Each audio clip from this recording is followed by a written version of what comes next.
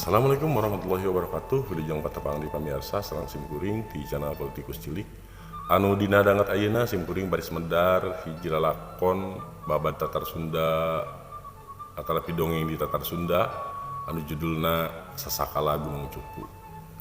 Pamirsa bari ngimutan anu tacan subscribe mangga diantos subscribe-na, like, share, sareng komen oge loncengna dihurungkeun supados tiasa nyokong channel ieu tumbuh langkung saya kapayuna.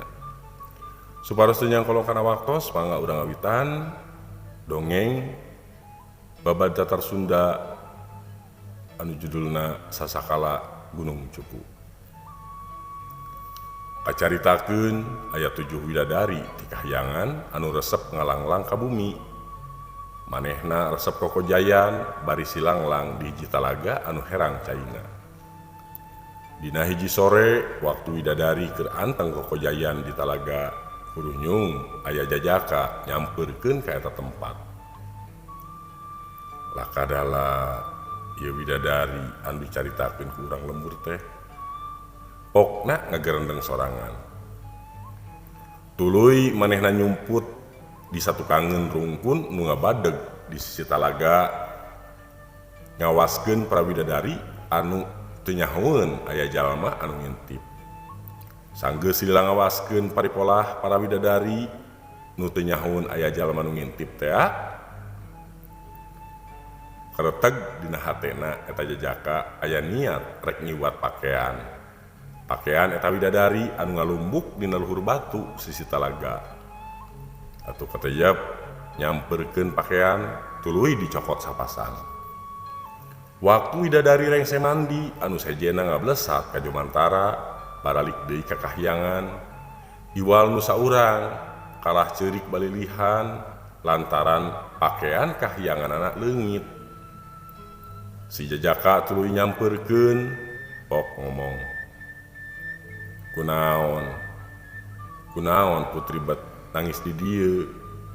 Pokna widadari teh kaget bet aya jajaka di tengah leuweung. Geus teg poe sangkaanana yen pakaian kahyangan teh tangtu diiwat ku manehna. Sanggeus ditanyakeun si jajaka ngaku yen pakaian Nyi Putri aya di manehna. Ku kaula dibikeun asal Nyai Putri daek jadi pamajikan kaula, deuk si jajaka. Lantaran teu aya deui jalan kapaksa Nyi Putri teh narima kana panglamar si jajaka pikeun jadi pamajikanana.